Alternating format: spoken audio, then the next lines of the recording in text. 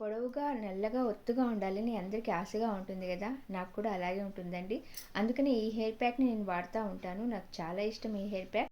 ఈ ప్యాక్‌ని ఎలా తయారు చేయాలంటే, ఒక గిన్నెలో వాటర్ తీసుకోండి. దాంట్లో రోజ్‌మెరీ లీవ్స్ దొరుకుతాయండి మనకి అమెజాన్‌లో. డ్రై లీవ్స్ అనమాట ఇవి. దీన్ని వాటర్‌లో వేసేయాలి. తర్వాత ఆరెంజ్ పీల్స్, మనకు నారింజ తొక్కలు మీ దగ్గర ఫ్రెష్‌గా ఉంటే, ఒకవేళ స్టోర్ చేసినవి అవైనా యూజ్ చేసుకోవచ్చు. ఈ రెండిటిని బాగా బాయిల్ చేయాలి.